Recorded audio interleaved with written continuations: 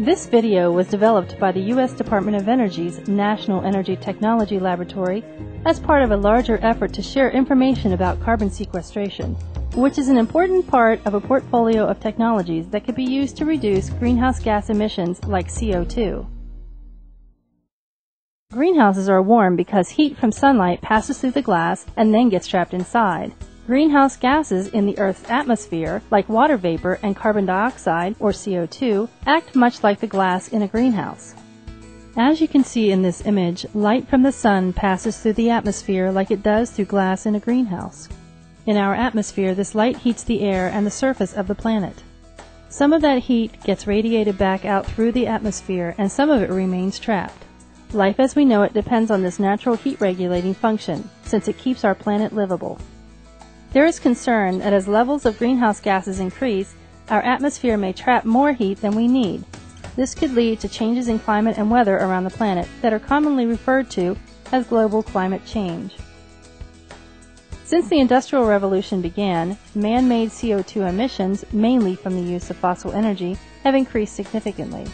Without action, these annual emissions will become even larger as population grows, and development gives millions of people around the world access to reliable energy and transportation. Without major changes, it's expected that by the year 2050, the world will go from emitting about 23 billion tons per year to emitting about 53 billion tons per year. Since CO2 and other greenhouse gases stay in the atmosphere for so long, the emissions from today will have an impact on greenhouse gas concentrations in the atmosphere long into the future. Large reductions in emissions will be needed soon to address climate change. The U.S. Department of Energy has supported a broad array of research on climate change. These technologies can be placed into three categories: energy efficiency, renewable energy, and carbon sequestration. These technologies are the three pillars of the Global Climate Change Initiative announced in February 2002.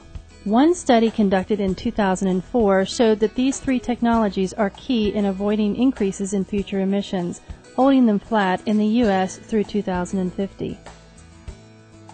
This graph illustrates the results of that study. The top blue line shows projected U.S. CO2 emissions between 1990 and 2050. The flat brown line shows what emissions would look like if they were held flat through 2050. The gap between these two lines is equal to a reduction of 5.3 billion tons of CO2 emissions in the U.S. by 2050. That is almost as much as the United States puts in the air right now. Improvements in energy efficiency and the use of renewable energy sources, along with improvements in auto efficiency, use of alternative energy sources, and reduction in agriculture emissions, can account for nearly two-thirds of this gap, as seen in the yellow and green wedges. But even with significant investment in renewable energy and efficiency, these two technology options will not be enough to stabilize greenhouse gas emissions. Carbon sequestration is a promising technology that has the potential to significantly reduce CO2. As the light blue wedge shows, CCS has the potential to help meet the gap in emissions reductions.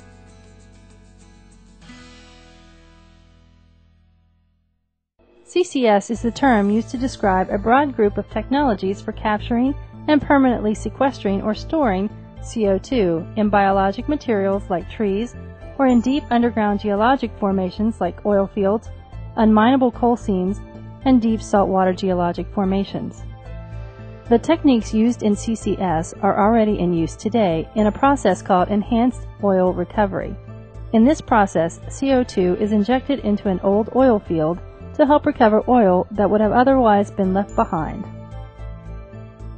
You probably know that plants take in CO2 from the air and store part of the carbon in leaves, stems, and in the soil. But you may not have heard of geologic storage, an approach that holds tremendous promise to store CO2 rather than being released to our atmosphere. In geologic storage, CO2 is captured from large fossil fuel users like power plants before it can enter the air. The CO2 is transported to the injection site, where it is pumped several thousand feet below the surface into layers of porous rock, such as sandstone, that are located under layers of tight, non-porous rock called caprock. The rock formations into which CO2 is injected are porous, like this sandstone. If you looked at sandstone like this under the microscope, you would see that there are spaces known as pore spaces throughout the rock. In this view, the pores have been filled with blue dye to make it easier to see them. In this view, water is being dripped onto the sandstone, and you can see it moving into the pore spaces. CO2 injected into these porous sandstone layers deep underground are contained by several layers of impermeable rock, called caprock, above the injection zone. Caprock acts as a seal preventing the CO2 from moving to the surface. This is the same kind of seal that has kept oil and gas in storage in natural reservoirs for thousands of years. As you can see here, the impermeable rock that forms a cap is very different than porous sandstone where injection takes place. The pore spaces in the impermeable rock are so small that there is very little room for CO2 to move into. As you can see in this magnified view, there is very little pore space in the caprock compared to the sandstone we saw earlier. Here we compare two magnified views of pore spaces. Both images are taken using the same magnification, and the pore spaces in both are filled with blue dye to make it easier to see them. As you can see, the water being dripped onto the impermeable rock simply pools on the surface and does not penetrate. And now look at the difference between the movement of water dripped on the two types of rock. The porous sandstone acts like a sponge as the water moves into its pores, while the water on the caprock is unable to penetrate the rock and runs off. In CCS, CO2 is pressurized so it becomes like a liquid and is then pumped into a porous rock layer. Because the well is located so deep underground, the natural pressure of the rock layers above it keep the CO2 in a semi-liquid state. Once injected, it very slowly spreads out into the pore spaces of the rock layer and dissolves into the salty water or brine, which is found in the very deep layers of rock formations.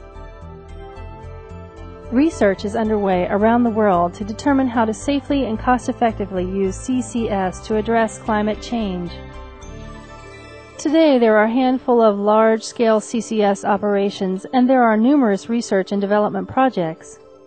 In the United States, research into CCS is overseen by the Department of Energy. It consists of a core research and development program and the Infrastructure Development Initiative, which includes a network of regional carbon sequestration partnerships. These 7 partnerships represent over 300 organizations working to characterize their region's potential sequestration opportunities, research the infrastructure needed to deploy CCS technologies in North America, and validate the most promising opportunities in their regions. These partnerships will play a key role in getting CCS technologies out in the field. For more information on CCS and the DOE programs, please visit the NETL website.